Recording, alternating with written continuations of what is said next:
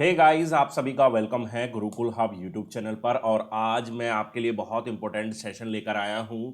और ये सेशन है जी आरआरबी एनटीपीसी में जो 28 दिसंबर 2020 से लेकर अब तक जो जो क्वेश्चन पूछे गए हैं, तो वो सब क्वेश्चन मैं यहाँ इस क्लास के अंदर आपको कंप्लीट कराकर चल रहा हूँ। और ये जो सेशन है वो है सामान्य जागरूकता यानी कि जनरल अवेयरनेस का। जी हाँ, तो बहुत इंपॉर्टेंट सेशन है, इसके साथ आपको ज़रूर से जुड़ना चाहिए। और सभी इंपॉर्टेंट क्वेश्चंस को मैं यहाँ पर आपको बताकर चलूंगा। इस वीडियो को जल्दी से लाइक कर दीजिए, शेयर कर दीजिए दोस्तों के साथ, और चैनल को सब्सक्राइब नहीं किया है तो गुरुकुल हब यूट्यूब चैनल है आपका अपना चैनल, इसको भी सब्सक्राइब कर दीजिए।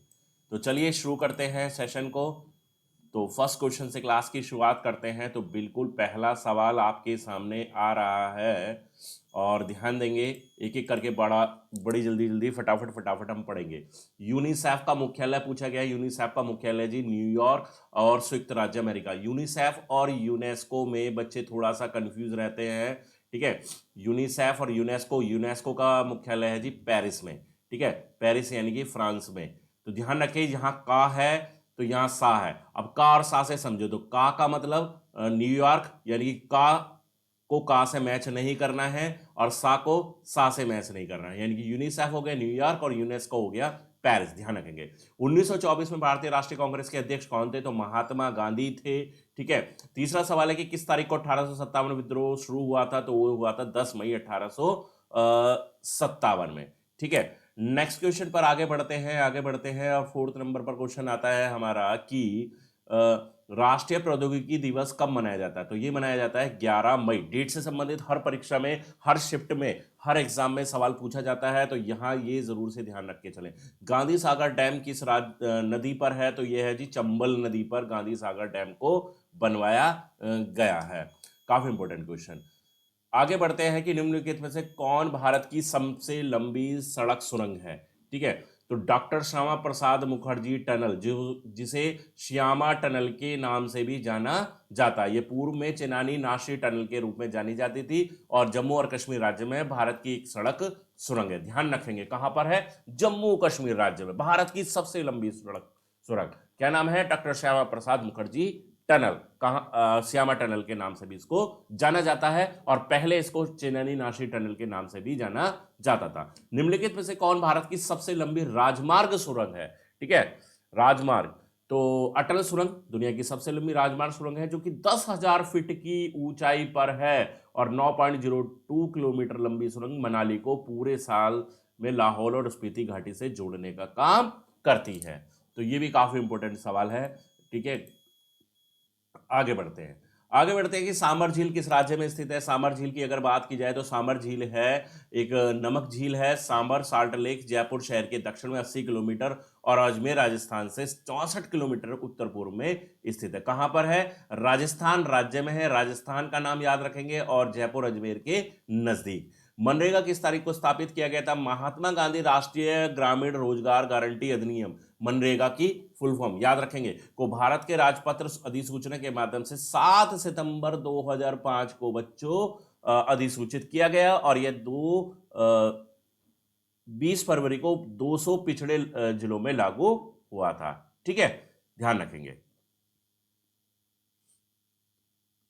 आगे बढ़ते हैं, नेक्स्ट क्वेश्चन पर आते हैं। नेक्स्ट क्वेश्चन आपके सामने आ गया कि सुकन्या समृद्धि योजना से संबंधित यहां पर एक सवाल पूछा गया है। तो सुकन्या के बारे में हम समझ लेते हैं कि सरकार की बेटी बचाओ बेटी पढ़ाओ अभियान के तहत सुकन्या समृद्धि योजना 2015 में शुरू की गई एक बचत योजना है। यह इस योजना एक अधिकृत वाणिज्य बैंक या इंडियन पोस्ट शाखा के साथ अभिभावकों को उनकी बालिका के बचत खाता खोलने में सक्षम बनाती है, ठीक है। 21 वर्ष है इसका मेच्योरिटी पीरियड, यानी कि 15 साल तक इसमें धनराशि जमा करनी होती है और उसके बाद 21 साल बाद वो रिटर्न में मिलती है। इंडोनेशिया की राजधानी बताइए। इंडोनेशिया की राजधानी है जी जकार्ता। एशियन कंट्री इंडोनेशिया, ठीक है, कैपिटल हो गई जकार्ता। आगे बढ़ते हैं, 2020 का आईसीसी क्रिकेटर किसको चुना गया है?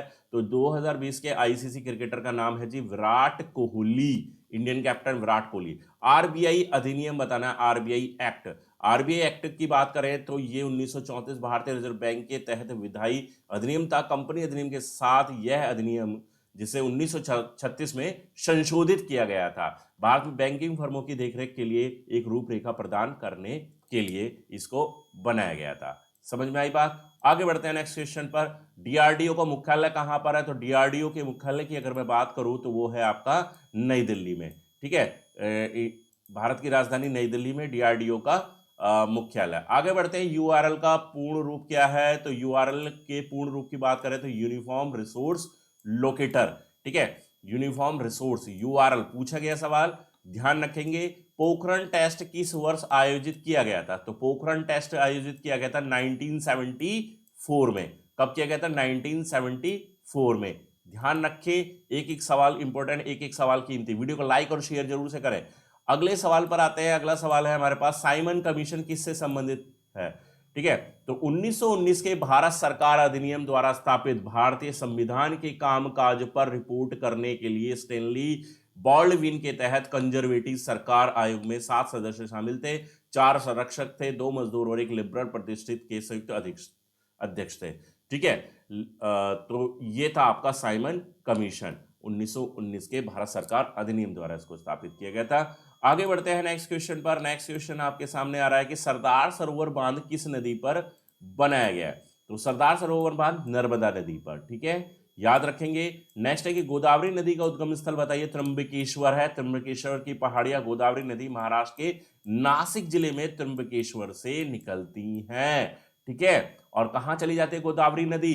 गोदावरी नदी चली जाती है Bay of Bengal. Bay of Bengal में जाकर मिल जाती है। और गोदावरी नदी को ही दक्षिण गंगा के नाम से जाना जाता है। दक्षिण गंगा या फिर वृद्ध गंगा के नाम से भी इसी नदी को जाना जाता है। ये इंपॉर्टेंट क्वेश्चन है, ये भी आप ध्यान रखेंगे कि दक्षिण गंगा या वृद्ध गंगा के नाम से इनमें से किस नदी को जाना जाता है।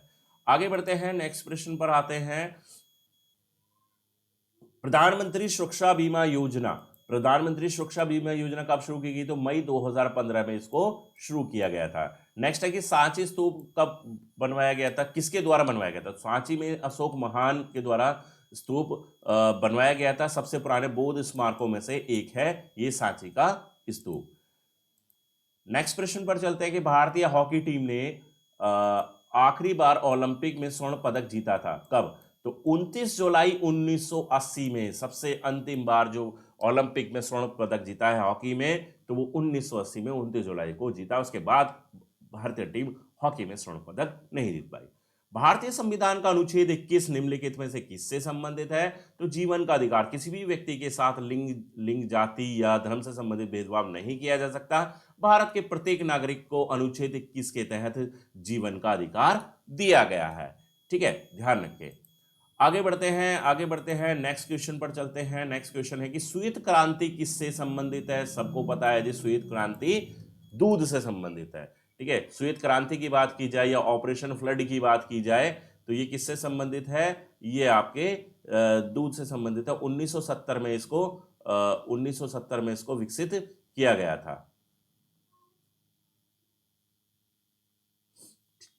ठीक है, तो दूध ग्रिड बनाना था, एक ग्रामीण विकास कार्यक्रम था जिसे NDDB national dairy development board द्वारा शुरू किया गया था। ठीक है, आगे बढ़ते हैं, नेक्स्ट क्वेश्चन पर आते हैं। नेक्स्ट क्वेश्चन हमारा है कि नवंबर 2020 तक भारत में कुल कितने परमाणु रिएक्टर? तो कुल मिलाकर परमाणु रिएक्टर की संख्या है जी 22। याद रखेंगे 22 परमाणु रिएक्टर है ना।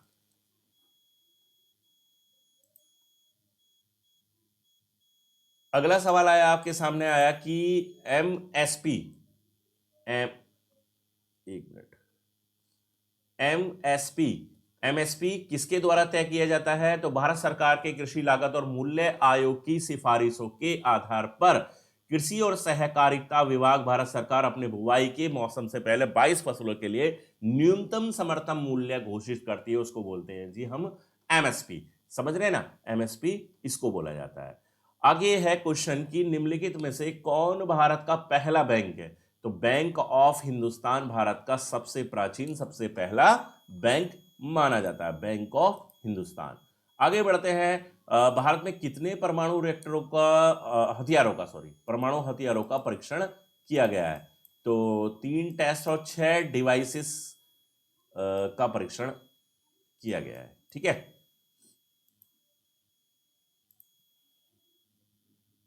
29 नंबर क्वेश्चन पर आते हैं। 29 नंबर क्वेश्चन कहता है कि भारतीय संविधान में संशोधन कब हुआ था? तो 18 जून 1951, 18 जून 1951 को संशोधन का औपचारिक शीर्षक संविधान प्रथम संशोधन अधिनियम 1951 है। और 10 मई 1951 को भारत के तत्कालीन प्रधानमंत्री हुआ करते थे जवाहरलाल नेहरू द्वारा स्थानांतरित किया गया, और 18 जून 1951 को संसद द्वारा अधिनियमित इसको किया गया था। ठीक है। नेक्स्ट है कि महाराणा प्रताप सिंह के घोड़े का क्या नाम था? सब जानते हैं जी, चेतक था इनके घोड़े का नाम। वीडियो को लाइक और शेयर जरूर से कर देना बच्चों, अगर नहीं किया है। बहुत इंपॉर्टेंट क्वेश्चन करा रहा हूं आप लोगों को। पहला अंतरराष्ट्रीय मैच किसके बीच खेला गया था? पहला अंतरराष्ट्रीय मैच किसके बीच खेला गया प्यारे बच्चों, बताओ। पहला अंतरराष्ट्रीय मैच जो खेला गया था किसके बीच खेला गया था? और ये खेला गया था 1844 में यूएसए और कनाडा के बीच सेंट जॉर्ज क्रिकेट क्लब में खेला गया था। 1859 में प्रमुख अंग्रेजी पेशेवरों की एक टीम ने पहले विदेशी दौरे पर उत्तरी अमेरिका का दौरा किया था। किस नदी को बंगाल का शोक कहा जाता है? तो दामोदर नदी को सौरव नदी बंगाल का शोक के रूप में जाना जाता है, क्योंकि ये वर्धमान, हुगली, हावड़ा और मेदिनीपुर जिले के कई क्षेत्रों में बाढ़ आती है। अच्छा, अगर सवाल ये पूछा जाए कि भारत का शोक किस नदी को कहा जाता है, तो हम अगर पुराना इतिहास उठाकर देखते हैं, प्राचीन इतिहास को उठाकर देखते हैं, तो दामोदर नदी को ही भारत के शोक के नाम से भी जाना जाता है। तो अगर आपकी परीक्षा में सवाल ये पूछ लिया जाए कि भारत का शोक किसको कहा जाता है, तो आप इसको भी याद रखें कि भारत का शोक दामोदर नदी। और बिहार का शोक आप सब जानते हैं, बिहार का शोक कौन सी नदी है? बिहार का शोक हो जाती है जी आपकी कोसी नदी। ठीक है, कोसी नदी, ध्यान रखेंगे। नेक्स्ट क्वेश्चन पर आते हैं। नेक्स्ट क्वेश्चन है, करो या मरो का नारा जी किसके द्वारा दिया गया था? करो और मरो का नारा दिया गया था, किसके द्वारा दिया गया करो और मरो का नारा? महात्मा गांधी के द्वारा। ठीक है, किसके द्वारा दिया गया था? महात्मा गांधी के द्वारा। कर्णम मालेश्वरी किस खेल से संबंधित है? तो कर्णम मालेश्वरी का संबंध है भारत्तोलन से, वेट लिफ्टिंग से। ठीक है, वेट लिफ्टिंग से संबंध है कर्णम मालेश्वरी का। नेक्स्ट क्वेश्चन पर आते हैं, और नेक्स्ट क्वेश्चन है हमारा कि विश्व क्षय रोग जिसको टीबी बोलते हैं, ट्यूबरकुलोसिस डे, तो वो होता है 24 मार्च। ठीक है, 24 मार्च को मनाया जाता है। साइप्रस की राजधानी है निकोशिया, याद रखेंगे। योग दिवस कब मनाया जाता है? हर साल 21 जून को इंटरनेशनल, अंतरराष्ट्रीय योग दिवस मनाया जाता है, ध्यान रखेंगे। ठीक है, डेट से संबंधित सवाल, कैपिटल से संबंधित सवाल, करेंसी से संबंधित सवाल, बहुत इंपॉर्टेंट सवाल है, इनको याद रखें। आगे बढ़ते हैं, नेक्स्ट क्वेश्चन पर आते हैं कि दाबुला का स्वर्ण मंदिर किस में स्थित है? कहां पर स्थित है दाबुला का स्वर्ण मंदिर? Golden temple. ठीक है, एक गोल्डन टेम्पल इंडिया में है, ठीक है, लेकिन ये गोल्डन टेम्पल दाबुला का पूछा जाए तो कहां पर है? श्रीलंका में। हमारा जो गोल्डन टेम्पल है वो है आपका अमृतसर में। ठीक है, अमृतसर में, पंजाब में। पंचायती राज प्रणाली की स्थापना की सिफारिश की गई थी किसके द्वारा? महात्मा गांधी के द्वारा। पंचायती राज प्रणाली की स्थापना की सिफारिश की गई महात्मा गांधी के द्वारा की गई थी। नेक्स्ट क्वेश्चन पर आता है कि स्वामी विवेकानंद ने शिकागो में विश्व धर्म सम्मेलन में अपना भाषण कब दिया था? तो 11 से 27 सितंबर 1893 के बीच स्वामी विवेकानंद ने शिकागो में 6 भाषण दिए थे। समझ में आई ना बात? डीएमके पार्टी का संबंध किसके द्वारा किया गया, मतलब इसकी स्थापना डीएमके पार्टी सीएन अन्ना दुराई के द्वारा। क्या नाम है इनका? सीएन अन्ना दुराई के द्वारा डीएमके पार्टी का गठन किया गया, स्थापना की गई थी। आगे नेक्स्ट क्वेश्चन आता है कि प्रथम लोकसभा जो अध्यक्ष है वो कौन थे? तो गणेश वासुदेव मावलंकर, राइट आंसर रहेगा गणेश वासुदेव मावलंकर, याद रख के चलना है आपको। खो खो के खेल में कितने खिलाड़ी होते हैं? तो 12 खिलाड़ी होते हैं टोटल। कितने खिलाड़ी हैं खो खो के खेल में? 12 टोटल खिलाड़ी है। क्लियर? नेक्स्ट आते हैं कि भारत के प्रतीक चिन्ह के नीचे जो सत्यमेव जयते है, सत्यमेव जयते के शब्द निम्नलिखित है। तो भारत के प्रतीक के आधार प्लेट के नीचे अंकित सत्यमेव जयते शब्द कहां से लिया गया है? मतलब सवाल कुछ इस तरीके से था, तो वो है मुंडक उपनिषद से लिया गया है। काफी इंपॉर्टेंट सवाल। अधिकतर हर एक परीक्षा में देखने को आपको मिल जाता है। चलिए, वैसे सबको पता भी होगा ये तो। डेनमार्क की राजधानी बताइए। डेनमार्क की राजधानी क्या है? कोपेनहेगन। क्या है? कोपेनहेगन डेनमार्क की कैपिटल रहेगी। 4 जनवरी किस देश की स्वतंत्रता दिवस है? Myanmar, Burma. ठीक है, 4 जनवरी। नेक्स्ट क्वेश्चन ये है कि भारत का सबसे पुराना डैम बांध कौन सा है? तो भारत का सबसे पुराना डैम कौन सा है? कल्लनई बांध। इस बांध का निर्माण चोल वंश के राजा करिकल चोल ने दूसरी शताब्दी में किया था। बांध कावेरी नदी पर स्थित है, जो तिरुचिरापल्ली शहर से लगभग 20 किलोमीटर की दूरी पर है। ठीक है। एशियाई खेलों में स्वर्ण जीतने वाली पहली भारतीय महिला का नाम क्या है? तो वो है कमलजीत संधू। क्या नाम है जी उनका? एशियाई खेलों में स्वर्ण जीतने वाली पहली भारतीय महिला कमलजीत संधू उनका नाम होगा। आगे बढ़ते हैं कि पद्मश्री से सम्मानित होने वाले पहले भारतीय हॉकी खिलाड़ी का क्या नाम है?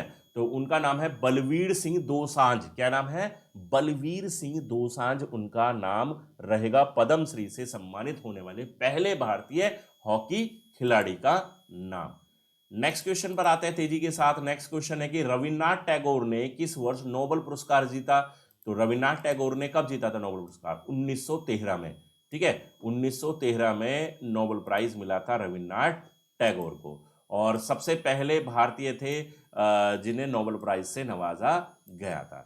2015 में फ्रेंच ओपन विजेता कौन थे? तो वो थे स्टैन वावरिंका, जो कि पुरुष एकल में जीते, और सेरेना विलियम्स, जो कि महिला एकल में जीती। तो महिला थी सेरेना विलियम्स, स्टैन वावरिंका पुरुष एकल में। आगे आते हैं भूमि क्षेत्र द्वारा दूसरा सबसे बड़ा देश। तो क्षेत्रफल के हिसाब से पूछा है तो वो है आपका चाइना। ठीक है, चाइना सबसे बड़ा देश दूसरे नंबर पे आता है। पहले पे आता है आपका, पहले पे आता है रशिया। ठीक है, रशिया जिसको रूस बोलते हैं, रूस। क्लियर। नेक्स्ट क्वेश्चन है, नेक्स्ट क्वेश्चन क्या आता है देखते हैं, आपके सामने खुलकर आ रहा है नेक्स्ट क्वेश्चन कि संयुक्त राष्ट्र जलवायु परिवर्तन बैठक 2019 में कहां आयोजित की गई थी? तो ये की गई थी IFEMA Madrid Spain. IFEMA Madrid Spain, तो यहां पर ये आयोजित की गई थी। क्लियर। ध्यान रखें, मौलिक कर्तव्यों की संख्या है 11। मौलिक कर्तव्यों की संख्या 11 अनुच्छेद 51A में इसको शामिल किया गया है। अच्छा, पीडीएफ भी सोच रहे होंगे कि पीडीएफ कहाँ मिलेगी इस वीडियो की, मतलब जो ये पीडीएफ मैं पढ़ा रहा हूं ये पीडीएफ कहाँ मिलेगी? तो ये पीडीएफ भी आपको मिलेगी, बिल्कुल लास्ट तक एंड तक जुड़े रहें क्लास के। मैं आपको बताऊंगा कि पीडीएफ आपको कैसे मिल सकती है सभी क्वेश्चंस की, फ्री ऑफ कॉस्ट। तो बिल्कुल जुड़े रहें, मैं आपको बताऊंगा। लीफो का पूर्ण रूप क्या है? तो लीफो का फुल फॉर्म पूछा है, last in first out.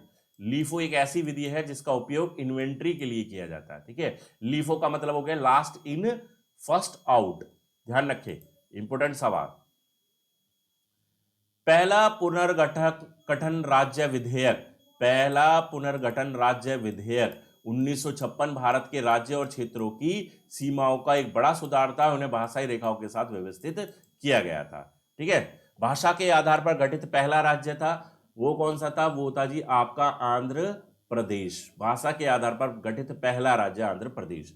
Satyajit रे मूवी जो जमींदारी व्यवस्था से संबंधित है, कौन सी मूवी थी सत्यजीत रे की? वो थी जल सागर। जल सागर 1950, ये जल सागर होगा, जल सागर 1958 में आई थी। ठीक है, 1958 में, जो जमींदारी प्रथा व्यवस्था पर आधारित थी। क्लियर। नेक्स्ट क्वेश्चन है कि पूर्वी तट का सबसे पुराना कृत्रिम बंदरगाह कौन सा है? तो वो है आपका